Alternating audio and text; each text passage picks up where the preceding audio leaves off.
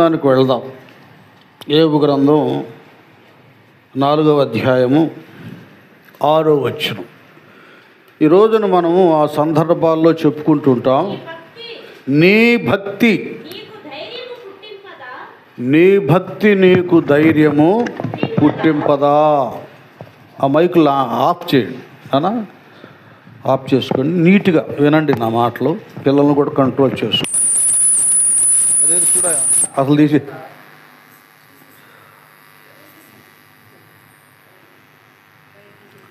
నీ భక్తి నీకు అది. ఇక్కడ యోబు గారి యొక్క స్నేహితుడు ఎల్ఫజ్ అనేటటువంటి వాడు ఈ విషయాల్ని యోబుతో చెబుతున్నాడు. ఏంది యోబు, నువ్వన్నీ పోగొట్టుకొని శరీరం అంతా కృషించి ఈ భయంకరమైనటువంటి వేదనతో ఉన్నావు సరే అని డాక్టర్ దగ్గరికి వెళదామనో ఇంకేమేమో చెప్పటల్లా, డైరెక్ట్గా భక్తి అనే దగ్గరికి వెళుతున్నాడు. నాకు వెళ్ళి చూడండి, అర్థం చేసుకోండి ఎందుకు ఈ విషయం చెప్తున్నాడంటే, యోబు దేవుని యందు భయభక్తులు కలిగిన వాడు, యథార్థవంతుడు, న్యాయవంతుడు, చెడుతనాన్ని అది చాలా మంచోడు, నీతిమంతుడు. వీళ్ళిద్దరూ ప్రేయర్ చేసుకుంటూ ఉండేవాళ్ళు, దేవుని విషయాలు మాట్లాడుకుంటూ ఉండేవాళ్ళు, స్నేహితులు కదా, మాట్లాడుకుంటూ ఉండేవాళ్ళు. కనుకనే ఈయన భక్తి దగ్గరికి పంపించేశాడు మనసు. యోబు, నీకు ఇంత ఇలాగున్నావు కదా, నువ్వెందుకు భయపడవలసిన అవసరం లేదు. ఎందుకు లేదంటే, నీకు ఒక ఆయుధం ఉంది, నీకు ఒక సెక్యూరిటీ ఉంది కదా, నేను సంరక్షించే విధానం ఉంది. అదేమిటంటే భక్తి,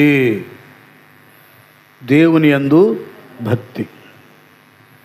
ఇక ఆ భక్తిని నువ్వు అలాగ ఆలోచించు. నీ భక్తిని గురించి నువ్వు ఆలోచిస్తుండగా, నేను దేవుళ్ళు ఇలాగున్నాను అనేటటువంటి ఒక ధైర్యం నీకు ఉంటుంది.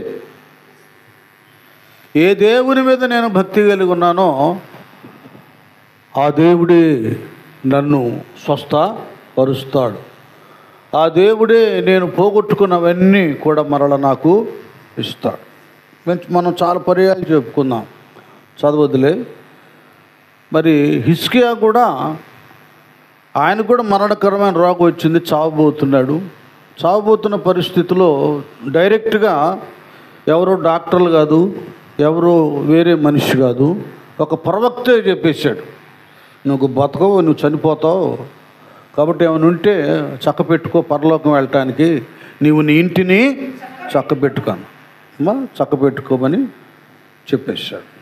వెంటనే ఆయనకి దేవునిలో తను బ్రతికిన భక్తి జ్ఞాపకానికి వచ్చింది. స్తోత్రం చేద్దు, హల్లెలూయా. అది నాకు కానీ నీకు కానీ ఒక నష్టపోతూ, ఒక కష్టాన్ని అనుభవిస్తూ, లేకపోతే ఒక వ్యాధిని బాధను అనుభవిస్తున్నటువంటి స్థితిలో, ఆ పరిస్థితుల్లో దేవుని పిల్లలుగా మనం చేయవలసింది ఏంటంటే, అసలు దేవుళ్ళో మనం ఎంత భక్తి కలిగి ఉన్నాం. ఎందుకంటే ఈ భక్తిలో కూడా వెరైటీ భక్తులు ఉంటాయి. దావీదు మంచి భక్తి గలవాడు కదా, ఆయన చూసి భలే వేదన పడ్డాడు. నాన్న, కీర్తనల గ్రంథం 12వ కీర్తన 1-2 వచనాలు చూడండి. చూసి ఇలాగంటున్నాడు, యెహోవా నన్ను రక్షింపుము. నా క్లారిటీగా చదువు. భక్తి గలవారు లేకపోయిరి. ఏం చేస్తున్నారు మీరు? విశ్వాసులు నరులలో ఉండకుండా. అది ఎవరు లేరంట? భక్తి గలవారు. విశ్వాసులు కూడా నరుల్లో నుండి ఏమైపోయారు? కత్తించిపోయారు. అంత ఎందుకంటే నాన్న మీరు అర్థం చేసుకోండి, ఈ బాధ, ఈ వేదన, ఈ వ్యధ అందరికి రాదు, భక్తిహీనులకి రాదు. భక్తిలో ఏముందండి, ఏదో వస్తారు పోతారు చేస్తారు. అది భక్తి ఎవరికైనా లేకపోయినా వాళ్ళతో కలిసి భక్తిలో, ప్రార్థనలో, పవిత్రతలో, దైవ వాక్య ఆలోచనలు ఉండకపోయినా కొంతమంది తట్టుకోలేరు. కొంతమంది ఏమో గట్టిగా అడిగేస్తారు, ఏంది నువ్వు చేసే పని, మనం వెళ్ళేది ప్రార్థనకి, ఇలాగ అబద్ధాలు ఆడొచ్చా, ఇలాగ వక్రంగా బ్రతకొచ్చా, బూతులు తిట్టొచ్చా, అది గద్దిస్తారు. మనం అన్యుల మధ్యలో ఉన్నా కూడా కొన్ని మనం సహించలేం, భక్తిహీనమైన కార్యాలను సహించలేం. భక్తి చాలా ప్రత్యేకంగా ఉంటుంది. నాకు ఎట్లా ఉంటుందంటే, మందిరాల దగ్గర మసీదు వైపు వెళ్ళినా, దేవాలయాలు వెళ్ళిపోయి, చర్చి దగ్గరికి వెళ్ళినా కొంతమంది ఆ గట్ల మీద, సప్టాల మీద కూర్చొని సిగరెట్లు తాగుతూ ఉంటారు. కానీ మసీదు పక్కన ఉండి తాగుతున్నారు. చాలా కోపం వచ్చేసింది నాకు. ఇప్పుడు ఒకటి మనం దృష్టిలో పెట్టుకొని అది పవిత్రమని భావిస్తున్నాం. పవిత్రమైన స్థలాలు అలా చేయొచ్చా? నేను అక్కడ పిరంగపురం నేను వచ్చేటప్పుడు చూసి గట్ల మీద అందరు సిగరెట్లు తాగుతున్న సప్టాల మీద ఆ చర్చిలో అరిసేసాను. ఏమనుకున్నారు? దేవుని మందిరం అనుకున్నారా, సినిమా హాల్ అనుకున్నారు? లేట్ నన్ను గ్యాకేదో పరిగెత్తారు. అక్కడికి వెళ్ళి చెప్పాను, ఏంటో మీరు చేసేది, వాచ్మెన్ లేరు, ఇంతమంది చర్చి కట్టించారు, వాక్యాలు అవి పెట్టారు, అక్కడ చూడండి చుట్టలు బీడీలు సిగరెట్లు తాగుతున్నారు. దాన్ని పవిత్రంగా కాపాడుకోవాలి మందిరాన్ని, అంతేగాని ఇది పార్క్ కాదు. కాబట్టి భక్తులు కొన్ని సహించలేరు, వంకరగా బ్రతుకును వాళ్ళు సహించలేరు. కనుక వాళ్ళు ఏమవుతారంటే యథార్థవాది లోక శత్రువులు అవుతారు. ఏంది ఆయన ముసలాడైన అంత కోపం అంటారు, ఆమె అంత కోపం అంటారు. కోపం కాదు అది, కోపం కాదు అది. జరుగుతున్న అక్రమ అన్యాయాన్ని ప్రశ్నించడం. దావీదు గారు కూడా చాలా బాధ వేసింది. ఏమన్నాడు? భక్తి గలవారు అది. ఎందుకంటే భక్తి గలవారు ఉంటే కుటుంబానికి, సమాజానికి, దేశానికి ఎంత మేలో ఈయనకి బాగా తెలుసు కదా నాన్న. అందుకంటాడుగా 16వ కీర్తనలో భక్తులే శ్రేష్ఠులు. మాటదేయండి 16వ కీర్తన దేయండి. నేను ఇలాగందును, భూమి మీద ఉన్న భక్తులే అది శ్రేష్ఠులు. ప్లస్ ఇంకొక మాట అంటాడు, వారు కేవలము నాకు ఇష్టలు. దావీదయ్యే ఇది కూడా కదా. భూమి మీద ఉన్నటువంటి భక్తులే ఒకటి శ్రేష్ఠులు, 2 ఇష్టలు. నాన్న మీరు అర్థం చేసుకోండి, వీళ్ళే శ్రేష్ఠులు. ఒకవేళ వాడికి ధనధాన్యాలు, భోగభాగ్యాలు, పొలాలు, స్థలాలు, ఆస్తులు, ఐశ్వర్యం లేకపోయినా ఆ భక్తి ఉందే, ఇక్కడ ఈయన అన్నట్లు ఎలిఫేజ్ అన్నట్టు, నీ భక్తి నీకు ధైర్యము. దైవభక్తులకు దేవుడు నిశ్చయముగా వారు కావలసినటువంటి ఈవులను భద్రపరిచాడు. ఎన్నో పర్యాలు మనం చెప్పుకున్నాం. 31వ కీర్తనలో ఆయన యందు ఆయన ఆశ్రయించు వారికి, దేవుని యందు భయభక్తులు గల వారికి ఆయన దాచి ఉంచిన మేలు ఎంతో గొప్పది, ఆయన సిద్ధపరిచిన అది. చూసారా? ఎందుకంటే వీళ్ళకి ఒకటి తెలుసు, నేను ఎవరి ఎడల భయభక్తులు, ఎవరి ఎడల నేను భక్తి కలిగి ఉన్నానో ఆ దైవము నన్ను ఎప్పటికీ కాపాడుతూనే ఉంటాడు. ఇప్పుడు ఒకవేళ మనుషుల దృష్టికి నా దగ్గర ఆస్తి లేదు, మంచి ఇల్లు లేదు కదా, లేక ఇంకా ఐశ్వర్యం లేదు, ఏ గొప్ప లేదని లోకము ఈ కళ్ళతో చూస్తూ వీడెవళ్ళో దరిద్రుడు, వీడెవళ్ళో ఏమి లేనివాడు అనుకుంటున్నా, నేను మాత్రం ఉన్నవానినే ఆశ్రయించా, సృష్టికర్త ఎడలే భక్తి కలిగి ఉన్నాను. నేను నమ్ముకున్న దేవుడు నమ్మదగిన వాడు, ఆయన నా విషయంలో నాకెన్నో వాగ్దానాలు చేశాడు. వాగ్దానము చేసిన వాడు నమ్మదగిన వాడు కనుక ఆయన నన్ను తలగా చేస్తాడు కానీ తోకగా చేయడు. అది భక్తిలో సరిగా మనము లీనమైపోతే మనకి ఈ లోక సంబంధమైనటువంటి ఈ కష్టాలు, ఈ శ్రమలు, ఈ నిందలు అవి వాటిని దృష్టించం, వాటిని పట్టించుకోం.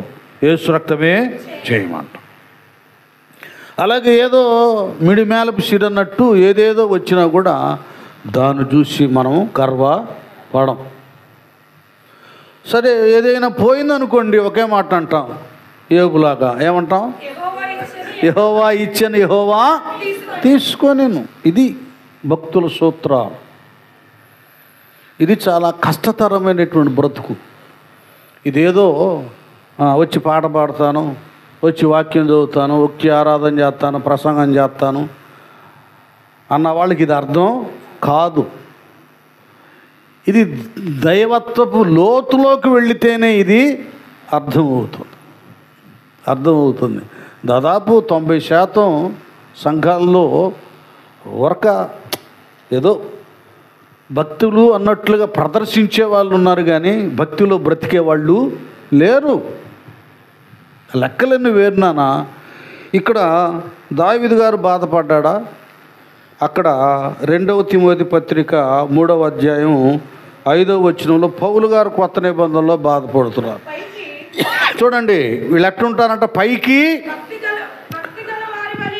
భక్తి గల వారి వలె ఉండి దాని శక్తిని, అది పైకి భక్తి అన్నమాట. ఏ భక్తి? అది భక్తులాగా కనపడతారు.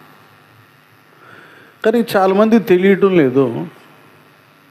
కేవలం మనం ఆచారంలో బ్రతికి మనల్ని మనం మోసం చేసుకుంటున్నాం. ఒక్కోసారి నోరు దురుసు, దౌర్జన్యం, అహంకారపు మాటలు, ఇవన్నీ ఎవరినో ఎదురున్నో మళ్ళీ ఇంకొకళ్ళనో దేవుణ్ణో కాదు మోసం చేయడం, మనమే మోసం చేసుకుంటున్నాం. భక్తి జీవిత విధానాన్ని కొంతమంది అర్థం చేసుకొని దాన్ని అనుసరించడం లేదు. మరి ముఖ్యంగా ఎవరెవరో విషయం మనకు అవసరం లేదు, కానీ యేసు ప్రభువారి యొక్క భక్తుణ్ణి, యేసయ్య విశ్వాసిని అని మనం చెప్పుకుంటున్నాం అనుకోండి, దానికి కొన్ని నియమాలు ఉన్నాయి. కనుక నువ్వు నీకు అనుకూలమైన ఆ పద్ధతిలో బ్రతికేది అది దైవ చిత్తానుసారమైన భక్తి కాదు. దాన్నే స్వయంగా ప్రభు అన్నాడు, ప్రభు అని పిలుచు ప్రతివాడు పరలోక రాజ్యం ఇప్పుడు ఎవరట? నా తండ్రి చిత్తాన్ని నెరవేర్చిన వారే ప్రవేశిస్తారు. భక్తులు అనబడేవారు ఏదో నోరుందలే అని అనుకూలంగా ఉన్నప్పుడు ప్రభువా యేసయ్య, ఇంకేదైనా లోకములో ఉగ్రత, కోపం, తాపం వచ్చినప్పుడు ఎలాగ పడితే అలాగ మాట్లాడటం. కనుక ఇలాంటిది కాదు. అసలు తండ్రి చిత్తం ఏంటి, పరలోకపు తండ్రి నియమము ఏంటి, ఇది మనం గ్రహించాలి. ఒకటి, మన దేవుడు పరిశుద్ధుడు. ఎవరు?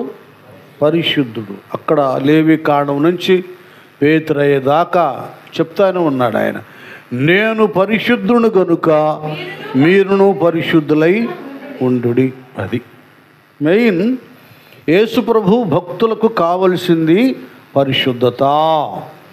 అలాంటి పరిశుద్ధతనే ఆయన ఎడల నమ్మిక కలిగి కదా భక్తిగా జీవించే వారికి కలుగు చేయడానికే ఆయన సర్వమానవాళి యొక్క పాపాలను పరిహరించు నిమిత్తము కలువరి శిలువలో రక్తాన్ని చిందించాడు. దాన్ని యోహాను భక్తుడు తను రాసిన మొదటి పత్రికలు అంటాడు 1వ అధ్యాయంలో, యేసు రక్తము ప్రతి పాపిని వాని పాపముల నుండి పవిత్ర పరుచును. అది మెయిన్. భక్తులకు, ప్రభు భక్తులకు, యేసుక్రీస్తు వారి యొక్క భక్తులకు కావాల్సింది మొట్టమొదటిది ఏమిటంటే చెప్పండి, ఏం కావాలి? పరిశుద్ధత, పవిత్రత కావాలి. పరిశుద్ధత లేకుండా ఎవరు కూడా దేవుని చూడలేరు.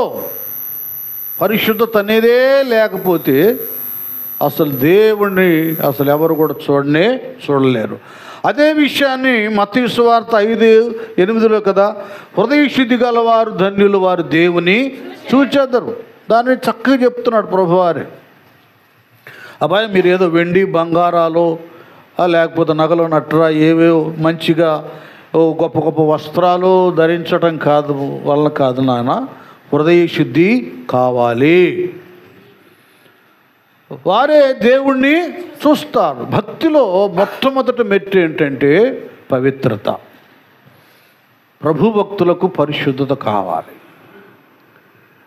అది లేకుండా అపవిత్రమైన పెదవులతో, అపవిత్రమైన నేత్రాలతో, అపవిత్రమైన ఆలోచనలతో కదా. ఇప్పుడు కర్మ పాపం అనేది ఒకటి ఉంది. అది ఎలాగొస్తుంది? చూపు వలన, మాట వలన, తలంపు వలన కదా, క్రియల వలన మానవునికి కలుగుతుంది. ఎందుకు ఇవన్నీ కలుగుతాయి అంటే, రేపు మన పరలోకం వెళ్ళేటప్పుడు చూపులో పవిత్రత ఉంటుంది, మాటలో మహిమ ఉంటుంది, దూతల్లాగా ఉంటాం. భూలోకం కదా, పాపపు లోకం ఇది. ఇందులో కామ, క్రోధ, లోభ, మోహ, మద, మాత్సర్యములు ఉంటాయి. మీకు అర్థమయ్యేట్టు చెప్తున్నాను. ఇప్పుడు అందరూ చాలామంది స్నానాలు చేసి శుభ్రమైన డ్రెస్సులు వేసుకొని వచ్చారు. బాబోళ్ళు పాలపాడు నుంచి కూడా వచ్చారు. వినండి, బైకుల మీద వచ్చారు, ఆటోల మీద వచ్చారు. ఇంట్లో స్నానం చేసి అడుగు బయట పెట్టారో పెట్టలేదో, ఇక అక్కడ ఉన్న దువ్వంతా మొక్క మీద, బట్టల మీద ఉంటుంది. ఇప్పుడు నన్ను అక్కడి నుంచి ఇక్కడికి వచ్చిన వైట్ డ్రెస్ అయినా ఇట్ట అనగానే దుమ్ము పడింది. అది మట్టి లోకంలో మనం ఉన్నాం. ఈ మట్టి, ఈ దుమ్ము, ధూళి ఎలాగ పడుతుందో మన వస్త్రాల మీద, దేహం మీద, ఈ పాపపు లోకంలో మనం ఉన్నాం. ఇది మన చూపుల్లో మనల్ని కదిలిస్తుంది, మన ఆలోచనలో మనల్ని పాడు చేయటానికి ప్రయత్నం చేస్తుంది. ఇది చేస్తుంది. ఇది అయితే మనకు ఒక సెక్యూరిటీ ఉంది. ఎలాగూ కొంతమంది సైనికులు లేకపోతే అధికారులు, ప్రధానులు, మంత్రులు బుల్లెట్ ప్రూఫ్ ధరిస్తారో, అలాగే ఒక ప్రూఫ్ మనకు ఉంది. సాల్వేషన్ ప్రూఫ్ ఒకటి ఉంది. రక్షించబడటానికి, ప్రతి విధమైన లోపాన్ని, దోషం నుండి మనం సంరక్షించబడటానికి యేసు రక్తపు కంచె ఉంది. హల్లెలూయా. యేసుని రక్తము పాపముల నుండి, యేసుని పాపముల నుండి వేయినోళ్ళతో స్తుతించి నాను తీర్చలేము.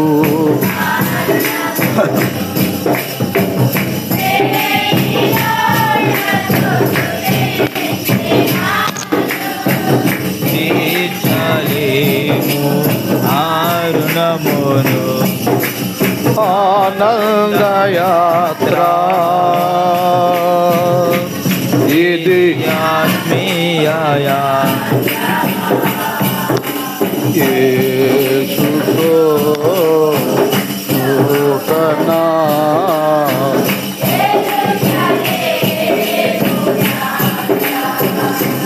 మాన్నా.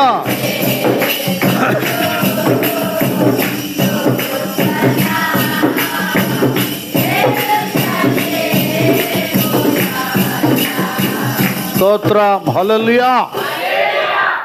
ఈ పరిశుద్ధత మనము మారు మనసు పొంది పాప క్షమాపణ నిమిత్తం ఎప్పుడైతే మనము బాప్తిస్వం పొందుతామో, ప్రభువా నా అవిధేయత, నా లోపాలు క్షమించయ్యా అని ఎప్పుడైతే మారు మనసు పొంది ప్రతి అవిధేయత ప్రభు దగ్గర ఒప్పుకుంటామో, యేసయ్య రక్తము మన హృదయాంతరంగాన్ని పవిత్ర పరుస్తుంది. హృదయ శుద్ధి గలవారం అయిపోతాం. అయిపోయిన తర్వాత మనలో పవిత్రత అనేటటువంటిది వస్తుంది. ఇప్పుడు ఈ రక్తమే మనకు సెక్యూరిటీ అన్నమాట. వెళ్తాం, వేమన బిడ్డలు రక్షణ పొందుకున్నారు, వెళ్తారు, ఏవో వాల్ పోస్టులు, ఏ దృశ్యాలు ఏవో చూస్తారు. వాడు డ్యూటీ వాడు చేస్తాడు. నీకు అర్థం అవటం చెప్తున్నాను నాన్న. సైతాన్ గాడు వాడు డ్యూటీ వాడు చేస్తాడు. ఆ దృశ్యాల్లో ఎలాంటి అపవిత్రత కలగాలో అపేక్షను పుట్టిస్తూ ఉండగా ప్రభువు రక్తపు ప్రభావం ఉంటుంది కనుక వెంటనే మనం యేసు రక్తమే జయం. అది ఏదైనా దుష్టతలంపు, కీడుకరమైన తలంపు, ఇతరుల నాశనం అయ్యే తలంపు, ఇలాంటివి రావడానికి అలాగూ ఆరంభిస్తుండగా మళ్ళీ ప్రభువు శత్రువులను కూడా ప్రేమించమన్నాడు, ప్రార్థన చేయమన్నాడు. యేసు రక్తమే అది. ఇక శాపనార్థాలు బోపనార్థాలు మన నోట రావు. ఈ భక్తిలో ఇవన్నీ అవసరం. నీకు ఇష్టం వచ్చినట్లు నడిచేది భక్తి కాదు. దేవుని వాక్య ప్రకారంగా నడిచేదే యేసయ్యలో భక్తి. అది గుర్తుపెట్టుకోండి, మీరు గుర్తుపెట్టుకోండి. ఈనాడు ఎందుకు ఇక్కడి నుంచి అక్కడికి, అక్కడి నుంచి ఇక్కడికి మందిరాలు కుక్కలు తిరిగినట్టు తిరుగుతున్నారంటే భక్తి లేదు. భక్తిలో స్థిరత్వం ఉంటుంది, భక్తిలో పవిత్రత ఉంటుంది. తమ స్థితి తాము కాపాడుకుంటారు, దేవుని కలిగి ఉంటారు, ముందుకు వెళ్ళిపోతారు. ఇది భక్తులకు మొట్టమొదటిగా పరిశుద్ధత అనేది కావాలి. పరిశుద్ధుల యొక్క లేక ఈ భక్తుల యొక్క పవిత్రత ఎంత గొప్పదంటే, వినండి, మీరు బాగా అర్థం చేసుకోండి, ఎంత గొప్పదంటే, ఇంకొక మాట మన భాషలో చెప్పాలంటే పవిత్రత అనేటటువంటిది వెలుగు. ఏంటది? వెలుగు.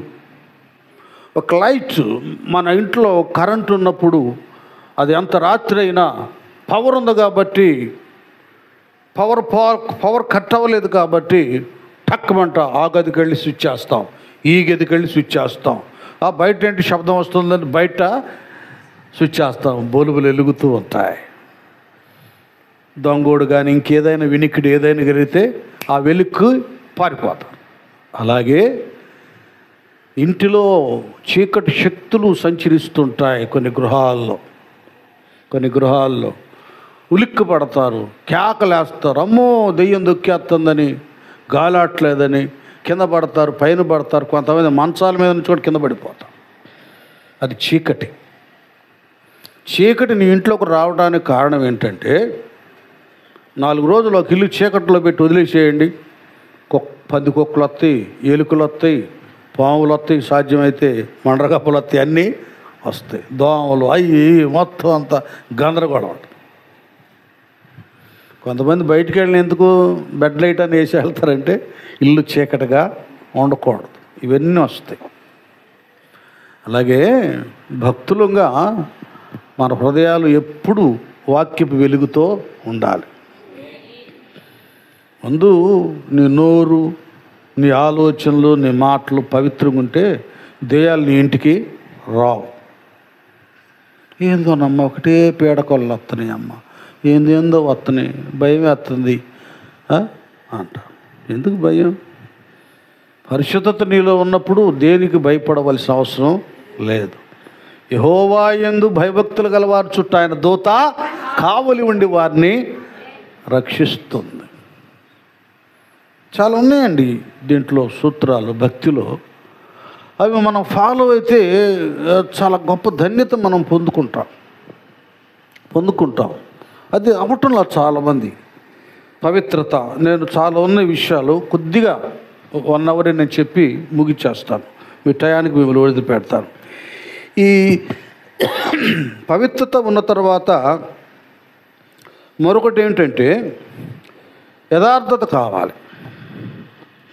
ఏం కావాలి? ఒకసారి 15వ కీర్తన చేయండి, భలే అంటాడు అక్కడ విషయాలు.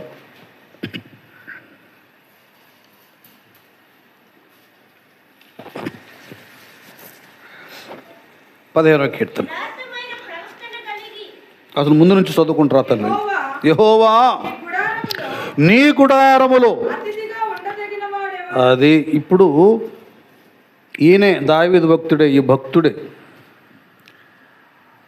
ఈ భక్తుడే తనలో భక్తిని ఎప్పటికప్పుడు సరి చేసుకుంటున్నాడు. దేవా నీకు ఆయాస్కరమైనది ఏదైనా నా హృదయంలో ఉంటే తీసేయని చేసింది ఈయనే. అక్కడేమో క్రొత్త నిబంధనలోనేమో పౌలయ్య అయ్యో నేనెంత దౌర్భాగ్యుడును అని, ఏదైనా సరిగా దైవ సేవలో చేయకపోతే తన్ను తాను విమర్శ చేసుకుంటున్నాడు. మళ్ళీ ఏమో లోకంలో విశ్వాస సంఘాల్లో ఉన్న భక్తులను చూసి వీళ్ళంతా పైకి భక్తి గలవారు అయ్యండి, దాని శక్తిని అది వస్తున్న విశ్వాసం చూశాడు. వీళ్ళందరూ ఎట్లున్నారంట? పైకి భక్తి గలవారు అండి ఆ శక్తి ఆశ్రయించలేదు, ఆ శక్తి లేదు. ఇదే దావీదయ్య ఏకంగా దేవునితో సహవాసం పరలోకానికి వెళ్తున్నాడు. నీ గుడారములు అతిథిగా ఉండదగిన వాడెవడు? నీ పరిశుద్ధ పర్వతం మీద. అర్థమవుతుందా? ఒకటి గుడారం అంటే మందిరం, పరిశుద్ధ పర్వతం అంటే పరలోకం. ఈ రెండు గమనించండి. దీన్ని ఏమన్నాడు? పరలోకపు గవిని అన్నాడు మందిరాన్ని. ఏది నీకు ఇష్టం వచ్చిన ఆలోచించినట్లుగా కాదు ఇది. అది రేకులతోనో స్లాబు ఇంకా తాటాకుతోనో వేసినటువంటి మందిరం కాదు. ఈ మందిరానికి విలువ దేని బట్టి వస్తుందంటే మిమ్మల్ని బట్టి వస్తుంది. ఏ మందిరానికైనా విలువ అందులో ఉన్నటువంటి విశ్వాసులు లేక భక్తులను బట్టి దానికి విలువ వస్తుంది. ఇది పవిత్రంగా యథార్థంగా దైవ భయం కలిగినటువంటి భక్తులే ఉన్నారు అనుకోండి, ఇది పరలోకపు గవిని అవుతుంది. వేషధారులే ఉన్నారనుకోండి, నరకం అవుతుంది. ఏదైనా మీ చేతిలోనే ఉంది. ఒక ఇల్లు ఉంది, భార్య భర్త బిడ్డలు, వీళ్ళందరూ మంచి ప్రవర్తన కలిగి కదా యథార్థంగా మంచిగా ఉన్నారనుకోండి, అది స్వర్గంగా ఉంటుంది ఆ ఇల్లు. లేదనుకోండి, పొద్దున్న లేవడం సనుగుళ్ళు గొనుగుళ్ళు అరుచుకుంటారు, కొట్టుకుంటారు, బిందులు చెంబులు శబ్దాలు అల్లరి వినపడుద్ది.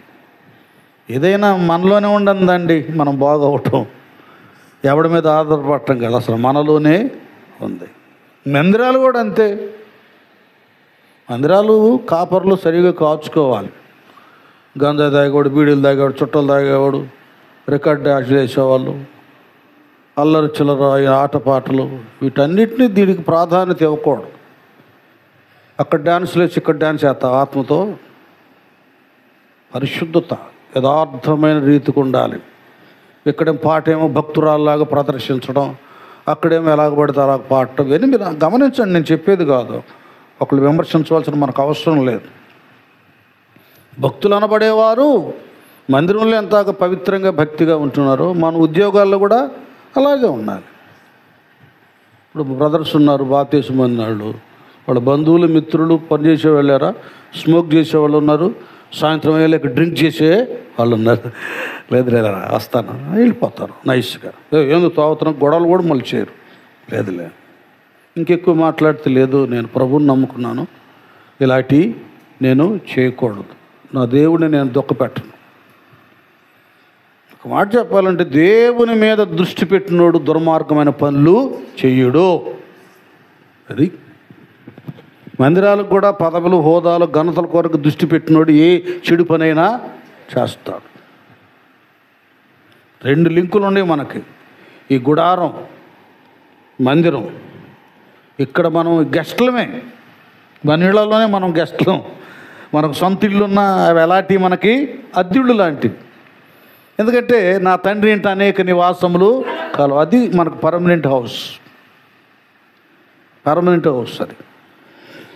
కనుక ఇది ఒక గుడారం, మందిరం. తర్వాత పరిశుద్ధ పర్వతం, పరలోకం. ఈ రెండింటికి లింక్ అన్నమాట. మన మందిరాలకి, దేవుని రాజ్యానికి. ఇది పరలోకపు గవిని. ఇక్కడి నుంచి అక్కడికి వెళ్తాడు, ఇక్కడ నిచ్చినెక్కి అక్కడ తేల్తాడు అన్నమాట.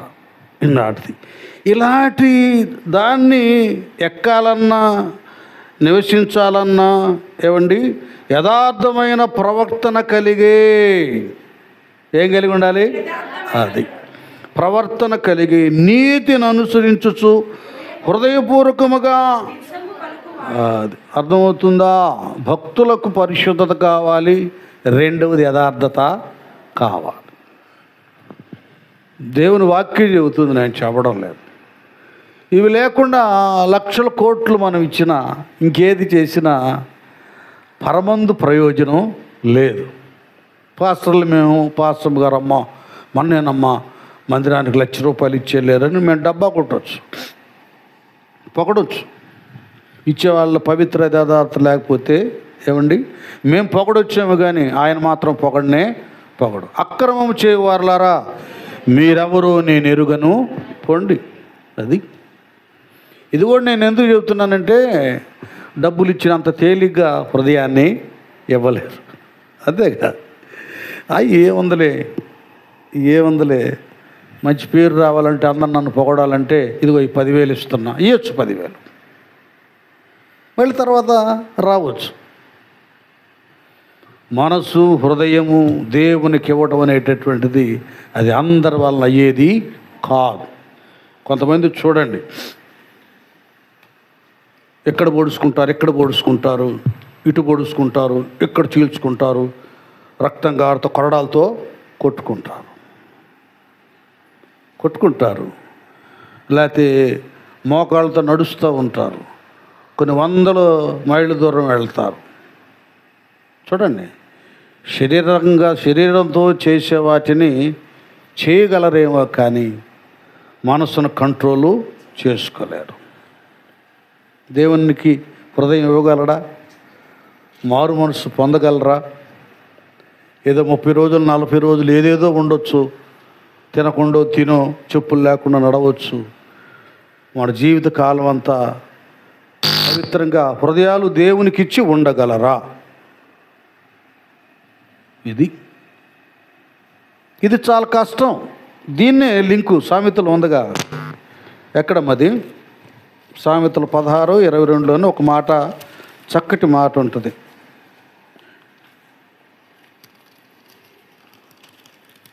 పట్టణాన్ని అది వాళ్ళు చక్క ఎన్నో అధ్యాయం ఎన్నో వచ్చిన చెప్పురానా? 16వ అధ్యాయము. పరాక్రమశాలి కంటే దీర్ఘశాంతము గలవాడు శ్రేష్ఠుడు. అదే పట్టణము పట్టుకొను వానికంటే తన మనస్సును, అది అర్థమవుతుందా? మనస్సును స్వాధీన ఎవరు పరుచుకుంటారో చెప్పండి. డబ్బులతో ఏదేదో ఇవ్వచ్చు, పేరు సంపాదించుకోవచ్చు, కానీ మనస్సును, అందుకే యేసయ్య రావడం అన్నాడు, పరలోక రాజ్యం సమీపించింది కనుక మీరు మారు మనసు. అది దేవుడికి కావలసింది మన మనసు, మన హృదయం అండి. ఇప్పుడు డబ్బులు మందిరాలకు ఆటికి ఇటుకి ఇవ్వటం అనేటటువంటిది మనం ఎదిగిన తర్వాత ఏం చేస్తామంటే మన ప్రేరణ బట్టి అభివృద్ధి కొరకు చర్చ ఇట్టుంటే బాగాదు, ఇంకొద్దిగా వెడల్పు చేద్దాం, మనం విన్నాంగా వాక్యం మన ఊరిలో కూడా వినిపిద్దాం అని వీటికి మనం ఖర్చు పెడతాం, వీటికి ధనం ఇస్తాం మనం. నేనే కాదు వాళ్ళు మారాలి, నేనే కాదు వాళ్ళు కూడా దీవించబడాలి. అది అక్కడైనా సరే ఏ మినిస్ట్రీ అయినా అంతకంతకు అభివృద్ధి చెందడానికి కారణం ఏంటంటే అక్కడ రక్షించబడ్డ వాళ్ళు మేమే కాదు, ఇంకా చాలామంది రక్షణ పొందుకోవాలి, ఇంకా చాలామంది దీవించబడాలి, చాలామంది దేవుణ్ణి ఎరగాలి అని. అప్పుడేమో అపోస్తుల దినాల్లో చరస్థిర ఆస్తులమ్మే ఇచ్చేవాళ్ళు. ఇప్పుడేమో వాళ్ళు కలిగింది ప్రేరణ బట్టి, లేదు ఇటుంటే అట్లా మనం కూడా దేవుని పనికి సహాయం చేయాలి. ఇది వేరు. దేవునికి హృదయం ఇవ్వకుండా, రక్షణ లేకుండా, ఏమి లేకుండా ఎన్ని లక్షలు ఎన్ని కోట్లు ఏం ప్రయోజనం అండి? అది దైవ లిస్టులోకి రాదు. ఒక బ్యాంకులో కదండి, బ్యాంకులో మనకు అకౌంట్ ఉండాలి, పేర్లు గీర్లు ఆధార్ కార్డులు అన్నీ అందులో అప్లై చేసి అకౌంట్ అప్పుడు స్టార్ట్ అయింది. ఏది లేకుండా బ్యాంకులో వేస్తున్నామని పక్కన డబ్బాలో వేస్తే అది ఎవడో తీసుకొని పోతాడు. కాబట్టి దేవుడు లేకుండా ఇచ్చే కానుకలన్నీ కూడా అట్టాగే ఉంటాయి, అది ఆశీర్వాదకరంగా ఉంటుంది. కాబట్టి ఇక్కడ ఏం చేయాలంటే ఏం కలిగి ఉండాలి? 15వ కీర్తనలో వ్రాయబడ్డట్టు ఈ యథార్థ ప్రవర్తన కలిగి నీతిని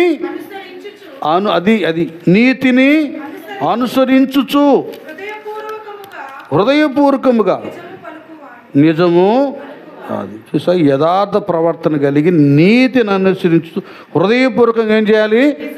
నిజాన్నే పలకాలి. చూడండి, భక్తులకి ఇలాంటివన్నీ ఉండాలి. ఇవేవి లేకుండా భక్తులు అని చెప్పుకుంటే ఇదేమైనా డ్రెస్సులు వేసుకొని ప్రదర్శించేదా? వైట్ డ్రెస్సులు వేసుకొని మేము దూతలం అన్నట్లు, లేకపోతే ఇంకొక డ్రెస్ వేసుకొని భక్తు అన్నట్లు, ఈ పై ఆకారాలతో, పై వేషాలతో, పై రూపాలతో మనం దేవుడిని మెప్పించలేం. హృదయాంతరంగం ఆయనకు అనుకూలమైన రీతిగా యథార్థమైన హృదయం కలిగి ఉంటేనే దేవుడు మనలను భక్తునిగా అంగీకరిస్తాడు. ఎక్కడో తగ్గెందుకు నాన్న, ఏ గ్రంథం చేయండి. డైరెక్ట్గా దేవుడే సాతానుగాడితో మాట్లాడుతున్నాడు కదా. వాడేం చేశాడు? వాడికి తిరుగుడు అలవాటుగా అక్కడికి వెళ్ళాడు పరలోకం వెళ్తే, సాతానా ఎక్కడి నుంచి వచ్చావంటే, భూలోకంలో అటు ఇటు తిరుగులాడుతూ సంచరించుచు వచ్చితినని. అది చూడండి, ఇది కూడా మీరు గమనించాలి. సైతానుగాడు ఏం చేశాడంట? ఇంకోసారి చదువునానా. నీవు ఎక్కడి నుండి వచ్చితమని వానిని అడుగగా అపవాది భూమి మీద చూడండి ఇటు అటు తిరుగులాడుచు అందులో సంచరించుచు. అది ఈ పాయింట్లు మీరు కూడా మనసులో పెట్టుకోవాలి.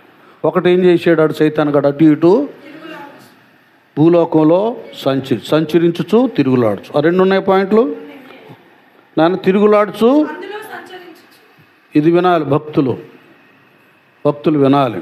మన ప్రవర్తన కూడా జాగ్రత్తగా పరిశీలన చేసుకోవాలి. కొంతమంది ఎట్లా కొంపలమ్మటి తిరుగుతూ ఉంటారు, మీకు తెలియదు విషయాలు. విమర్శగా ఇది జాగ్రత్త చెబుతున్నా. మీరు రక్షణ పొందుకున్న తర్వాత ముఖ్యంగా పని పాట లేకుండా ఇంట్లో ఉంటారే ఆడవాళ్ళు చెప్తున్నా, మీరు అటు ఇటు తిరుగులాడారా మిమ్మల్ని లోకము భక్తిహీనులుగా చేస్తుంది. నీకేమో కెపాసిటీ లేదు, దేవుడి సంగతులు చెప్పే కెపాసిటీ నీకు లేదు.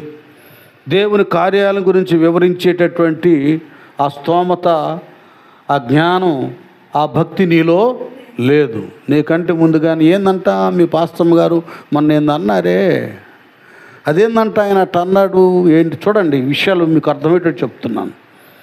ముందు వాళ్ళే మీ మీద దాడి చేస్తారు, నీ మనసు విరిచేస్తారు. మందిరం మీద, వాక్యం మీద, చివరికి దేవుడి మీద కూడా భక్తి లేకుండా నాశనం చేస్తారు. ఇవన్నీ ఎరిగే భక్తుడు దావీదు దుష్టుల ఆలోచన చొప్పున నడవక, పాపుల మార్గమున నిలవక, అపహాస్కులు కూర్చుండు చోటున. అది పిచ్చిపెట్టి అన్నాడు అనుకున్నాడా? చేయకూడదు, మీరు ఆ పని చేయకూడదు. సైతాన్లాగా తిరుగులాడుతూ వాడిని మిమ్మల్ని ఆ వల్ల పడేసుకుంటాడు, చిక్కించుకుంటాడు. ఇంకంతే చిన్నగా పూర్తిగా విరక్తి పుట్టిద్ది దైవత్వం మీద. భక్తి జీవితం అంటే నువ్వు కనుక్కున్నట్లుగా నడిచేది కాదు. ఒక వైట్ డ్రెస్, మంచి వైట్ డ్రెస్, మిల్క్ వైట్ వేసుకున్నాం అనుకోండి, చిన్న దోమ దాని మీద ఇట్లా పడ్డ నల్లగా కనబడుద్ది, మిగతా వాటికి కనబడదు. నువ్వు రక్షించబడ్డావంటే వైట్ డ్రెస్ వేసుకున్నావు, పవిత్రతను పొందుకున్నావు, యథార్థతను పొందుకున్నావు. చిన్న మాటలో కానీ కదా, ఏదైనా విషయంలో చిన్న తేడా పడింది అనుకోండి, అందరికి కనపడతావు. ఇంకంతే, అమ్మమ్మ మహేష్ ఇట్టు చేసి టామ్. అది అదే నీ పవిత్రంగా ఉండవు కదా, దాని గురించి రావు. అది రానీడు సైతానుగాడు. ఎంత గొప్పోడైపోయాడు మహేష్ దేవుళ్ళకి వచ్చినాకంటే ఏమైందంటే, మళ్ళీ కొంతమంది మారి పోతారు గనుక, మళ్ళీ దేవుడిని అంగీకరిస్తారు గనుక వాడు ఈ సువార్తను ఆపేస్తాడు, దుర్వార్తను మాత్రం వ్యాప్తి చేస్తాడు. కాబట్టి కుమార్తెలారా, మీరు అటు ఇటు తిరగలాడగాకండి. చక్కగా సమయం ఉందనుకోండి, ఇంట్లో ఆ మూలలో కూర్చొని ప్రార్థన చేయండి. మందిరానికి దగ్గర ఉన్న వాళ్ళు ఉన్నారనుకోండి, హాయిగా వచ్చి ఆడు పంపు ఉంది, కాళ్ళు కడుక్కొని, కాళ్ళు చేతులు ముఖం కడుక్కొని చక్కగా మోకరించి ప్రార్థన చేయండి. తర్వాత సాయంత్రం చూడండి ఎలాంటి సమాధానం, నెమ్మది కలుగుతుందో మీకు అర్థమైంది. హల్లెలూయా. అది అప్పుడు అర్థమైంది మీకు. దేవుళ్ళో జీవిస్తే ఆ నెమ్మది వేరండి. ఇప్పుడు వచ్చిన తిప్పలు ఏంటంటే, మీరు చాలామంది లోతుల్లోకి రావడంలో, భక్తి లోతుకు రావటంలో ఒడ్డుకుంటున్నారు, ఒడ్డున బ్రతుకుతున్నారు. సముద్రం దగ్గరికి వెళ్తామండి, సముద్రం దగ్గరికి వెళ్తాం.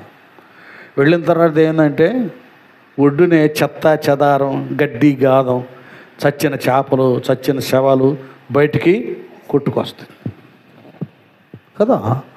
యేసే అన్నాడు సీమోనుతో, సీమోను వలలు చేపలు పట్టుటకు మీ దోణెను లోతునకి నడిపించు. లోతుకు వెళ్ళినాకే అక్కడ ఉన్నతమైన చేపలు దొరికినాయి. లోతైన జలములలో లోతున వినబడు స్వరమా, లోబడుటను నేర్పించి లోపంబులు సవరించి, లోతైన లోతున వినబడు స్వరమా, బడుటను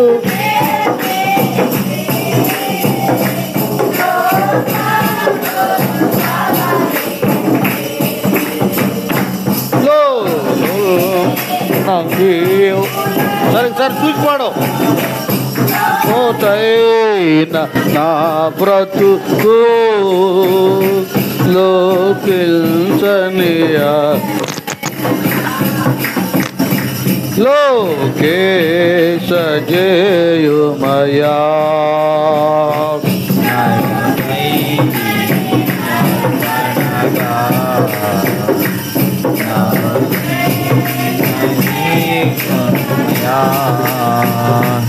నడిపించు నావా.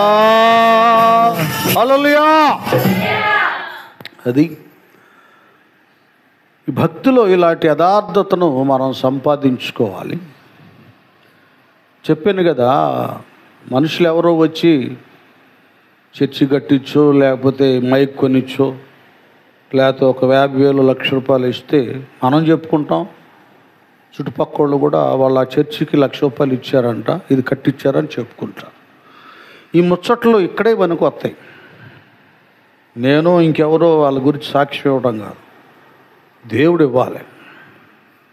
దేవుడు ఇవ్వాలి సాక్ష్యం. అంటే ఇప్పుడు యోబు గ్రంథంలో దేవుడు ఇచ్చాడు. ఇక్కడ సైతాను కూడా అటు ఇటు తిరుగుకుంటూ వచ్చాడు. అందుకు యెహోవా, నీవు నా సేవకుడైన యోబు సంగతి ఆలోచించితివా. ఇక్కడ చూడండి నన్ను ఎంత చక్కగా ఉందో. ఈ భక్తుడి గురించి స్వయంగా దేవుడే చెప్తున్నాడు. ఇది వాక్యం మనకేం చెప్తుందంటే, దేవుని ద్వారా ఇలాంటి నమ్మకమైన సాక్ష్యాన్ని మనం సంపాదించుకోవాలి. దేవుని ద్వారా సంపాదించుకోవాలి. నేను నిజంగా మంచిగానే ఉన్నాను, ఆ స్థితి నాకు కలిగింది అని నువ్వు అనుకుంటానికి నీ మనసే నీకు సాక్ష్యం ఇస్తుందే కదా. అందరికీ నీతో నాతో మన మనసులో మాట్లాడు, ఏంది పాస్టర్ గారు నువ్వు చేసేది అంటది మనసు. నన్ను ఏంటి వాళ్ళ గురించి కోప్పడుతున్నావు, దూషిస్తున్నావు అంటది. ఏంటి ఆలోచన అంటది మనసు. అదే మనసును 4-5 సార్లు తృణీకరించావు అనుకో, మంచి చెబుతున్నా, వాత వేయబడిన ఇంకేం చెప్పదు నీకు. మనసు సపోర్ట్ చేసిద్ది. రాను రాను అది కూడా నీకులాగా తయారైంది. దుష్టపు మనసు అంటారే, భ్రష్టపు మనసు అయిపోద్ది. కీడో దోషణో నేరమో చేయటానికి ఇది స్టాండర్డ్ అయిపోద్ది. నువ్వేమన్నా ఇవ్వడికన్నా కీడు చేయాలనుకున్నావు, ఓకే చేసేయి అంటది. అంత మనలోనే ఉంది. అర్థమవుతుంది? నీకు అర్థమయ్యేటట్లే చెప్పాను. ఇదంతా మనం పరీక్షలో చేసుకుంటేనే మంచి భక్తురాళం అవుతాం. అప్పుడే దేవుడు మన ప్రార్థన ఆలకిస్తాడు. అప్పుడు దాకా చిత్తుకాయతాలు ఏరుకున్నట్లుగా ఉంటుంది మన భక్తి. భక్తి ఎలాగుంటుంది? వస్తున్నప్పుడు పోతున్నప్పుడు నువ్వు దీవించబడతా ఉన్న వాగ్దానం ఉంది. అది మన సొంతం కాదు నాన్న. నేను చెప్తున్నాను కదా అనుభవంతో. దేవుని సన్నిధి అమూల్యమైనది, విలువైనది. అక్కడ ఇది లేదు అది లేదు అంటానికి వీలు లేదు. సకల సమృద్ధి అందులో ఉన్నాయి. ఆరోగ్యం ఉంది, ఐశ్వర్యం ఉంది, ఆనందం ఉంది, నెమ్మది ఉంది. ఒంటరి వారు జంట అవుతారు, జంట సంతానం అవుతారు. ఏమండి, ఏమి లేని వారు ఉద్యోగాలు, పంట సరిలేని వాడు సమృద్ధి, ఇవన్నీ ఉన్నాయి దేవుళ్ళు. ఈ పచ్చదనం అంతా, ఈ ఆశీర్వాదం అంతా ఉంది దేవుల్లో. అది మనం సంపాదించుకోవాలంటే ఆయన భక్తులం అవ్వాలి. ఆయన భక్తుల్లో పవిత్రత ఉండాలి, యథార్థత ఉండాలి, దేవుని దగ్గర సాక్ష్యాన్ని సంపాదించాలి. ఏమంటున్నాడు చూడండి, అతడు అది దేవుడే స్వయంగా చెబుతున్నాడు నాన్న, నేను కాదు చెప్పేది. యోబు ఈ భక్తి కలిగిన ఈ భక్తుడు ఒకటి యథార్థవర్తనుడును, అన్యాయస్తుడు కాదండి. చాలామంది అన్యాయంగా మాటలుంటి అన్యాయంగా ప్రవర్తిస్తారు. న్యాయం ఉండదు, న్యాయం ఉండదు. ఇప్పుడు ఒకటి ఉంది, అది మన సొంతం అవడానికి కదా. అసలు అది న్యాయమా అన్యాయమా? దాని దగ్గర ప్రయాసం ఉందా, కష్టం ఉందా, ఏమైనా అనుభవం ఉందా? తన కాని దాన్ని అన్యాయంగా దోచుకుంటాను చూస్తారు. న్యాయవంతుడు. తర్వాత దేవుని యందు భయభక్తులు కలిగిడి చెడుతనము విసర్జించిన వాడు. ఇది చూసారా ఎంత మాట అండి. అబ్బా, భూమి మీద ఇతని వంటి వాడెవడునో లేడు. ఇప్పుడు గట్టిగా చప్పట్లు కొట్టాడు. ఇది సరైన యథార్థత ఉంటే దేవుడు మన గురించి సాక్ష్యం ఇస్తాడు. మన జీవితంలో అసలు మన అంతరంగమే మనల్ని గురించి సాక్ష్యం ఇస్తుందా? సాక్ష్యం ఇస్తుందా? భక్తురాలా ఏం చేస్తున్నావమ్మ ప్రార్థన, నటన అంటది మనసు. భక్తుడా ఏందో పాపం మోకరించావు. ఎక్కడో దాకేందుకు ఇక్కడే మనకు జడ్జిమెంట్ జరిగింది. ఇది జడ్జిమెంటు కరెక్ట్గా ఉండాలనే స్థితి నీకు వస్తే నీకంటే ఉన్నతుడు ప్రపంచం ఇంకెవరు లేరు. చిన్న చిన్న వాటి కొరకు ఆవేశపడి నోరు జారి ఆలోచనలు డిస్టర్బ్ చేసుకొని ప్రవర్తనలు చిన్నాభిన్నం అయిపోయి దేవునికి దూరమై భక్తిహీనులమై భక్తులుగా నటిస్తూ దేవుడిచ్చే ఐశ్వర్యాన్ని ఆనందాన్ని మనం దూరం చేసుకుంటున్నాం. మీకు అర్థం కావడంలా ఇంత వివరంగా భక్తిలో బ్రతుకును ఎవరు మీకు నేర్పరు. మిమ్మల్ని పొగిడి డబ్బా కొట్టి మీ దగ్గర ఇప్పుడు 10 రూపాయలు ఇస్తుంటే 100 రూపాయలు లాక్కునేటట్టుగా చేస్తారు. మిమ్మల్ని ములక చెట్టు ఎక్కించి అలాంటి వాళ్ళు ఉన్నారు చాలామంది బోధకులు. మీ దగ్గర సంపాదించుకుంటానికి, మీకు దైవాస్తిని సమకూర్చడానికి బోధించే వాళ్ళు తక్కువ. మన దగ్గర ఒక ఉండేది, ఆమె ఎందుకు వెళ్ళిందో ఏంటో తెలీదు. సతీష్ గారిది కల్వర్ టెంపుల్కి వెళ్ళిపోయింది. మరి ఆయన ఏం బోధ చేశాడు, ఏం చేశాడో ఎప్పుడు ఏమి ఇవ్వనటువంటిది చెవులకి, మెల్లో, ముక్కులకి అన్నీ ఇటు తీసి చేతులకి బంగారం అంత అందులో వేసి వచ్చేసి. అర్థం చేసుకోండి. హృదయంలో ఉన్నటువంటి దాన్ని ఓడ తీసుకోమని చెప్పేవాళ్ళమే కానీ ఒంటి మీద ఉన్నది వాటిని తీసి అందులో వేయని ఇప్పుడు నేను ప్రసంగం చేయలా. తీయండి దేవుడి పని కొరకు, ఇయ్యండి, చెవులు తీయండి, ముక్కు తీయండి, మెళ్ళో తీయండి. ఇప్పుడు ఇలాంటి ఆకర్షణీయమైన ములగ చెట్లకి ఇచ్చే ప్రసంగాలకు ఇష్టపడతారు కానీ లేదు, యథార్థంగా ఉండాలి, అబద్ధం ఆడకూడదు. నీ డబ్బు ఎవడికి కావాలి, నీ హృదయం దేవునికి కావాలి. ఇస్తారా? చూడండి నాన్న, నేను చెప్తున్నాను, నిజంగా చెప్తున్నాను, ఇలాంటి బోధ మీకు దొరకదు ఇంకంతే. ఇది అనుసరిస్తే మీకంటే గొప్పోడు ఎవడు ఉండడు. కష్టంగా ఉంటాయి, మిమ్మల్ని కొట్టినట్టుగా ఉంటాయి, మిమ్మల్ని తిట్టినట్టుగా ఉంటాయి, మిమ్మల్ని గద్దించినట్లుగా ఉంటుంది. మీరు వెంటనే సామెతల గ్రంథానికి వెళ్ళి మేలుగోరి స్నేహితుడు గాయములు చేయను. అది ఈ గాయాలు లేకపోతే, ఆపరేషన్ చేయకపోతే రోగం తగ్గదండే. అమ్మ కత్తితో కోస్తాడు, పొడుస్తాడు డాక్టర్ గారు అంటే పొడవాలి, కొయ్యాలి, కుట్లు వేయాలి, అప్పుడే రోగం మాయమైపోద్ది. నాకు చేయలేదా? కంటికి చేశారు, పొట్టగా చేశారు. ఇప్పుడు ఈ వయసులో కూడా ఇటు గట్టిగా చూడగలుగుతున్నాను, మాట్లాడగలుగుతున్నాను. స్పిరిచువల్గా మనం కూడా ఆపరేషన్ చేయబడాలి. థియేటర్కి రావట్లేదు, ఆపరేషన్ థియేటర్కి వస్తేనే వీళ్ళు ఇక్కడికి రావట్లా, కళ్ళబొల్లి మాటలు మాత్రం ప్లాట్ఫారాల మీదకు మాత్రం వస్తున్నారు. అక్కడికి వెళ్ళాలి, మీరు మీ అంతరంగాలు రావాలి.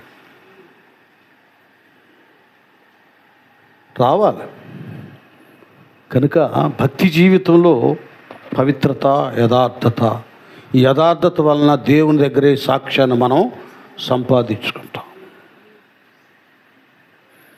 తర్వాత చూడండి వీడికి ఎంత కుళ్ళు పుట్టిందో. అంటే భక్తులకి మీకు కావాలి కాబట్టి చెప్తున్నాను. ఇక యెహోవా దేవుడు ఇట్లా మాట్లాడుతున్నాడు కదా, భూమి మీద అతని వంటి వాడు ఎవడును లేడు. చూసారా, ఆడు ఎంత మాయ మత్స్యాంధ్రగాడో చూడండి. దేవుడే చెప్తున్నాడు, భూమి మీద ఆ కాలంలో అన్నమాట, ఆ కాలంలో భూమి మీద ఏబులాంటి వాడు ఎవరు కూడా లేడు. ఎంత గొప్ప భక్తుడే ఆయన. మనం సిగ్గుపడుతున్నాం కదా, అతని వంటి వాడు ఎవడు లేడు. మనం మన ఇంటి పక్కోడి దగ్గర కూడా ఆ సాక్ష్యం పొందుకో, అబ్బో ఈ పోడు మేమేడ తట్టుకుంటాం అన్నట్లుగా ఉంటున్నాం. అలా ఉండకూడదు. వీళ్ళు మాకు కావాలి, మా కోసం ప్రార్థన చేసేవాళ్ళు, మమ్మల్ని బలపరిచేవాళ్ళు, మమ్మల్ని ఓరడించేవాళ్ళు. మేము ఏదైనా చేయకూడదని చేస్తే తప్పునా చేయకూడదు అనేవాళ్ళు కదా. ఇలాంటిది పొందుకోవాలి. ఇంత సాక్ష్యం చెప్తుంటే ఇప్పుడు చూడండి ఎలాగంటున్నాడు వాడు. అడుగగా అపవాది యోబు ఊరకయే దేవుని యందు భయభక్తులు, అది ఊరకనయ్యాడు. ఏందయ్యా ఆయన భక్తుడు నీ యందు. వాడు చూడండి ఎట్లా ఉంటుందో.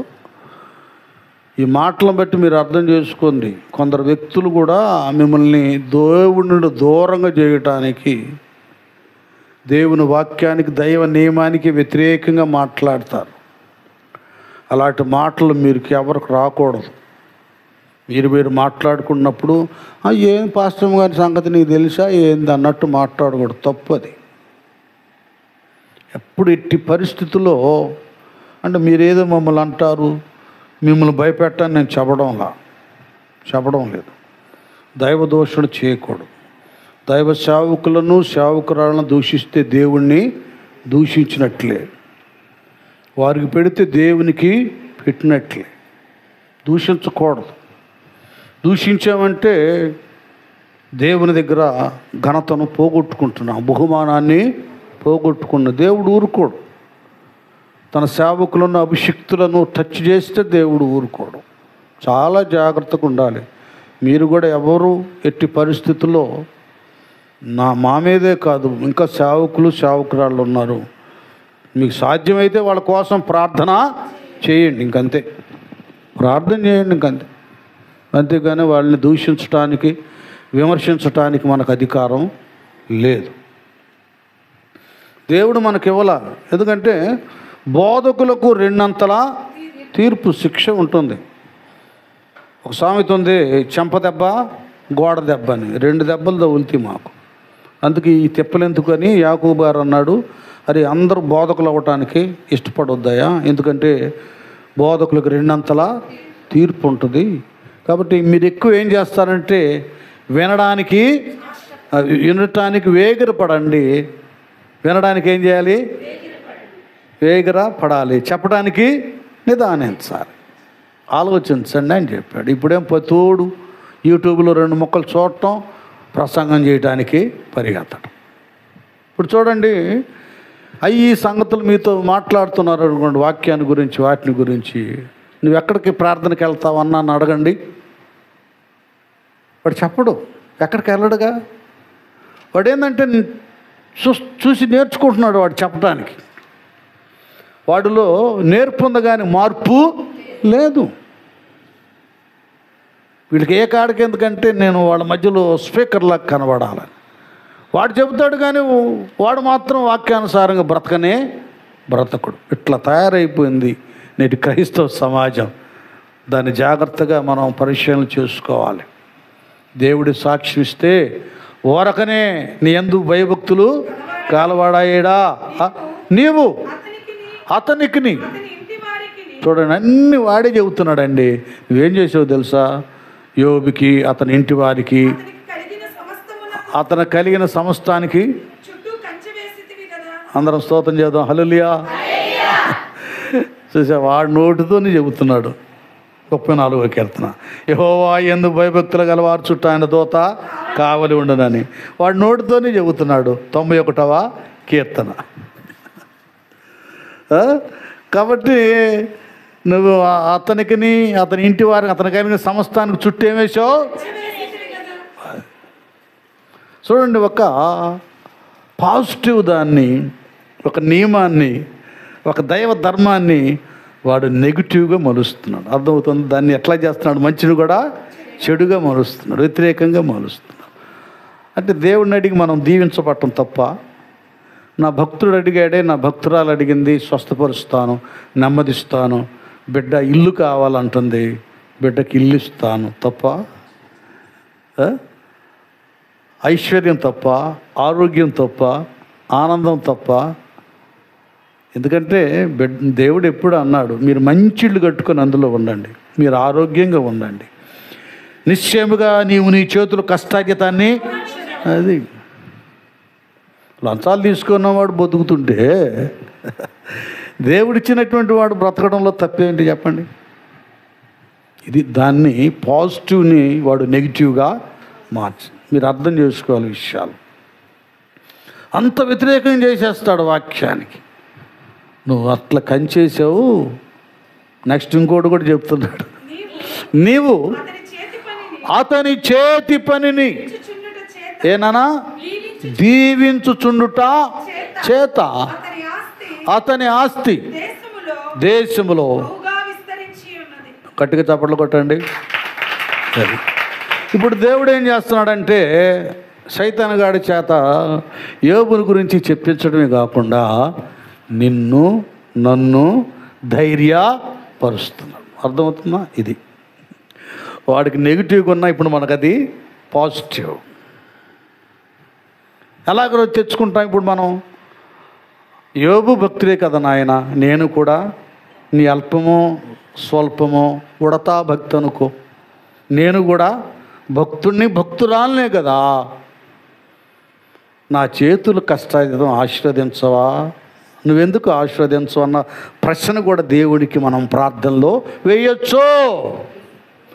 దిగులు పడిన వేళలలో దరి చేరిన దేవా, అవమానపు చీకటిలో బలమిచ్చిన నా దేవా, దిగులు పడిన వేళలలో చేరిన దేవా, అవమానపు చీకటిలో బలమిచ్చిన నా దేవా, చీకటిలో వెలుగువై నడిచొచ్చిన నా దేవా, చీకటిలో వెలుగువై నడిచొచ్చిన నా దేవా, నీ చల్లని వడిలో నన్ను చేర్చగరావా, నీ చల్లని వడిలో నన్ను చేర్చగరావా, ఆధారము నాకు ఆధారము నాకు తోడు నీడై ఉన్నాడి, కృపయే ఆధారం నాకు, ఆశ్రయము నా ఆశ్రయము ఆపత్కాలమందు నీ నామం ఆశ్రయము, తల్లిదండ్రి లేకున్నా బంధు జనులు రాకున్నా, లోకమంత ఒకటైనా, బాధలన్నీ బంధువులైన ఆధారము నాకు ఆధారం, నాకు తోడు నీడై ఉన్నాడు, కృపయే ఆధారం నాకు, తోడు నీడై ఉన్నది కృపయే ఆధారం. హల్లెలూయా. అది వాడు నెగిటివ్, ఇప్పుడు మనకు పాజిటివ్. అంటాడు, నువ్వేం చేశావంటే అతని చేతి పనిని దీవించుట చేత అతని ఆస్తి దేశంలో బహుగా. ఈయన భక్తుడు, నీవు నేను మనం కూడా యేసయ్య భక్తులమే, భక్తులమే. సరే, మనకంటే కొద్దిగా ఆయన ఫస్ట్ ర్యాంక్ అనుకోండి, మనకు కనీసం 5th 4th అని అవ్వచ్చుగా ర్యాంకే 10 ఉన్నాయి మొత్తం కదా. ర్యాంకే. భక్తులమే, పాపమే. ఎంత చేసిన పాపమే, అంత చేసిన పాపం. భక్తి గుర్తుపెట్టుకోండి. నేను అంత ప్రార్థన చేయలేదు, అన్ని రోజులు ఉపవాసం ఉండలేదు. ఇప్పుడు నేనేమి పాస్టర్ గారు చెప్పట్లేదు, దేవుడు చెప్పట్లేదుగా. మరి బాబో నువ్వు 40 రోజులు ఉపవాసం ఉండాలి చెప్తున్నావు.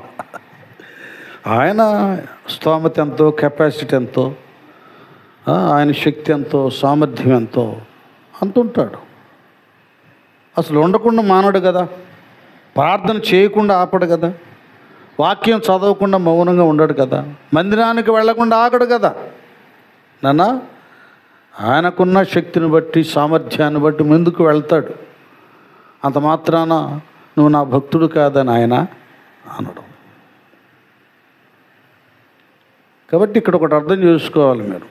చాలామంది కొద్దిగా ఆర్థిక పరంగా డిప్రెషన్లో ఉన్నారు, కొద్ది సమస్యలో ఉన్నారు, అప్పుల్లో ఉన్నారు, ఇబ్బందుల్లో ఉన్నారు. ఇది మళ్ళీ చదువుకోండి ఇంటికెళ్ళి.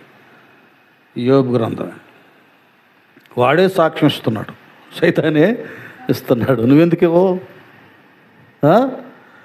దేవుడు నా చేతి పని ఆశీర్వదించాడు, నా వ్యవసాయాన్ని, నా పశు సంపదను, నా ఉద్యోగాన్ని, నా భార్య ఉద్యోగాలను కదా, మాకున్న కష్టార్జితాన్ని దేవుడు ఆశీర్వదించాడు, అభివృద్ధి పరిచాడని నువ్వు సాక్ష్యం ఇస్తావు. నమ్మితే చప్పట్లు కొట్టండి,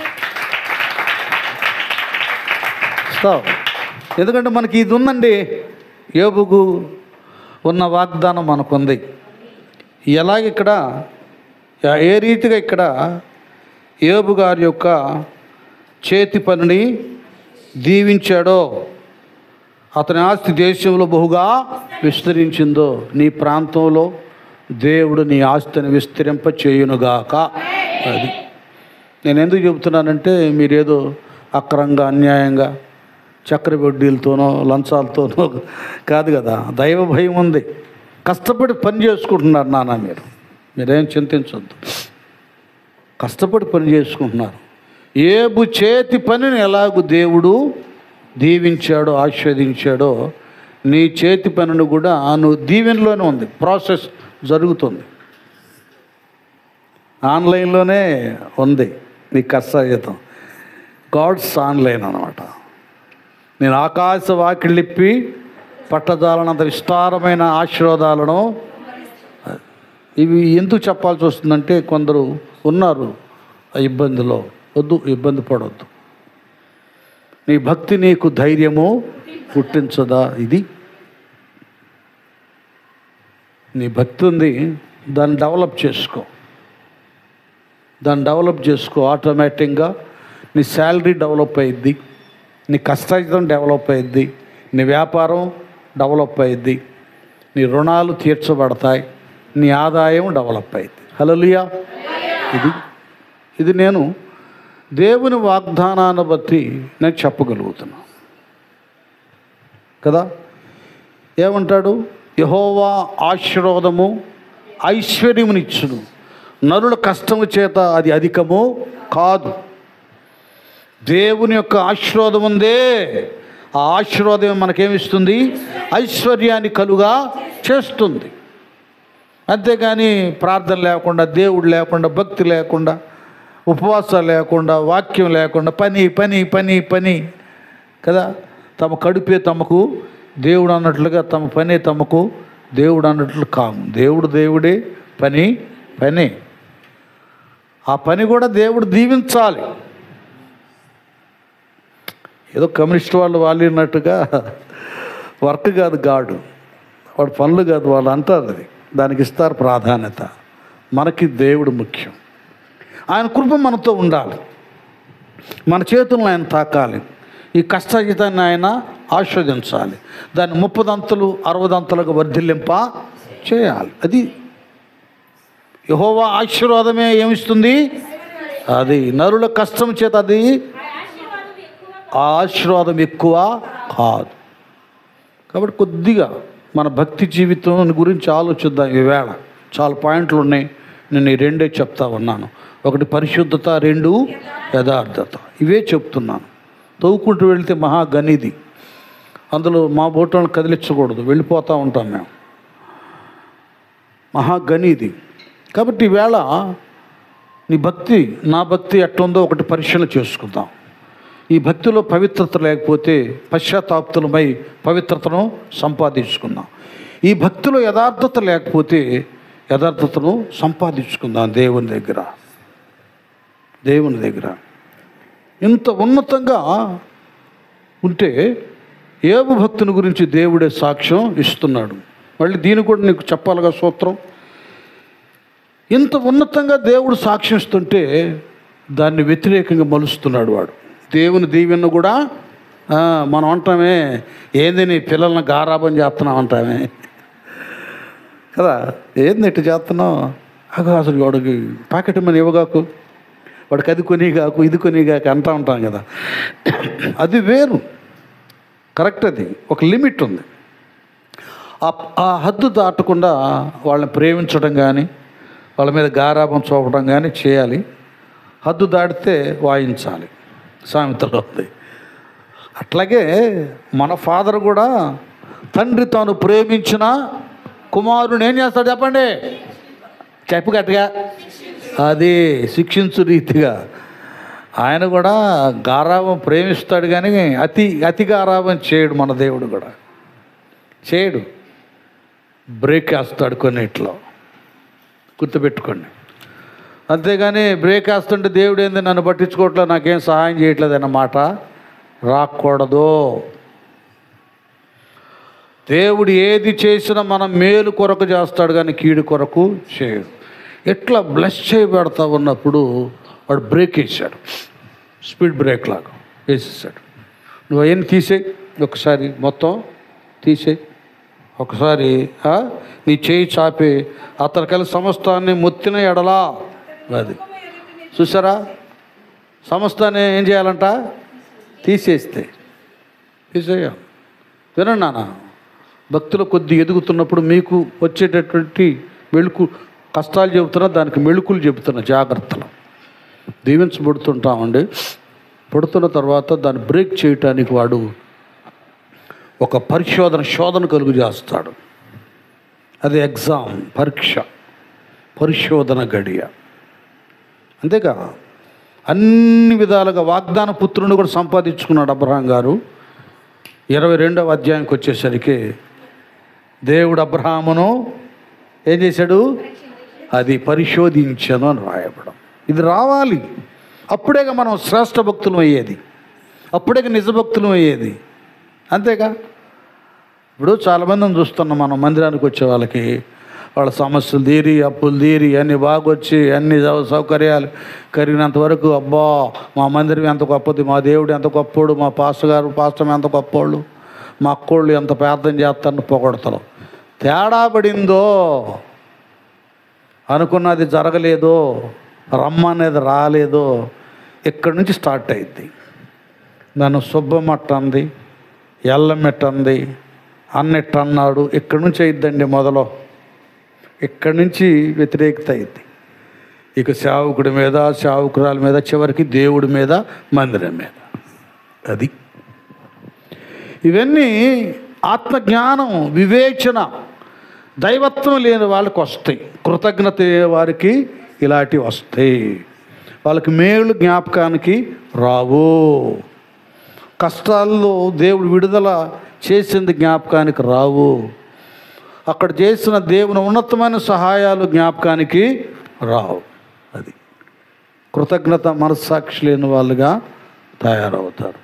మనకు ఎలాంటి కష్టము సమస్య వచ్చినా ఆ పరీక్షకు దేవుడే ఓకే ఏం చేసుకుంటావు చేసుకోపో అన్నాడు. యోబుని చేసుకోపో అన్నాడు. నువ్వేమన్నా చేయగాని అతని ప్రాణం మీద నీకు అధికారం లేదు. గుర్తుపెట్టుకోండి మీ అందరూ, ఏమన్నా అవని నీ ప్రాణం మీద వాడికి సైతానికి అధికారం లేదు. భక్తుడా, భక్తురాలా, ప్రాణవేదన కలిగించే అప్పులే ఉన్నాయి అనుకో, అప్పుల వల్ల నీకేం హార్ట్ అటాక్ రాదు, వాడికి వచ్చింది. నీకు సమస్య కలిగించాడు సైతాన్ గాడు, వాడికి ఎందుకు వచ్చిందంటే దేవుడు హఠాత్తుగా నీ సమస్యకు పరిష్కారాన్ని కలుగా చేస్తాడు. చప్పట్లు పడదా. అది ఎట్లొస్తాయో తెలీదు, ఏ ద్వారాలు తెరుస్తాడో దేవుడు తెలీదు, ఎటు నుంచి సహాయం అందిద్దో తెలీదు. ఆ రుణం కొట్టివేయబడుతుంది. నిన్ను దూషించి హింసించిన వారు సిగ్గుపడతారు.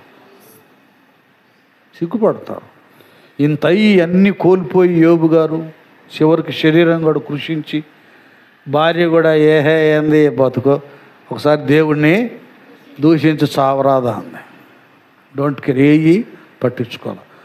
కనుక ప్రియ కుమార్తె, ఇది గుర్తుపెట్టుకో, నువ్వేం పట్టించుకోవద్దు ఇంకంతే. నువ్వు ఏ వయసులో ఉన్నా, ఏ స్థితిలో ఉన్నా, నువ్వు భక్తుడివి, భక్తురాలివి. దేవుడు అన్యాయస్తుడు కాడు. ఆయన మేలు కొరకే చేస్తున్నాడు. నువ్వు మాత్రం నీ నియమాన్ని, నీ భక్తిని విడిచిపోవద్దు. యోబు అంటాడు, నేనేసిన అడుగల్లా పాలలో పడిన అంటాడు. అంటే వాక్యం అన్నమాట. అంటే దేవుళ్ళలోనే ఉంది నా ప్రవర్తన అని ధైర్యంగా చెబుతున్నాడు. కాబట్టి నీ భక్తి జీవితాన్ని మాత్రం నువ్వు జారు విడుచుకోవద్దు. ఏం పర్వాలేదు. యోబు పక్షంగా ఉండి రెండంతలు దీవించినటువంటి దేవుడు నీ భక్తి జీవితాన్ని పరిశీలన చేస్తున్నాడు. అది ఏదైనా సరే, ఈ రోజు నుండి నీ ఆశీర్వాదం ఆరంభం. నీ సమస్యలు ఒక్కొక్కటి కట్లు తెంచివేసి దేవుడు మిమ్మల్ని ముందుకు నడిపిస్తాడు. అంతకంటే మిన్నైనటువంటి ప్రార్థనా శక్తి ఇస్తాడు. ఆయన ఎడల పరిపూర్ణ భక్తి విశ్వాసతను కలిగిస్తాడు.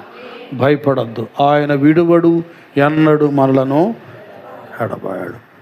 కనుక భక్తులే శ్రేష్ఠులన్న వాగ్దానం మనందరి పక్షంగా దేవుడు జరిగించునుగాక. తల్ల వంచండి, ప్రార్థన చేసుకుందాం. హృదయాలు తెరుద్దాం.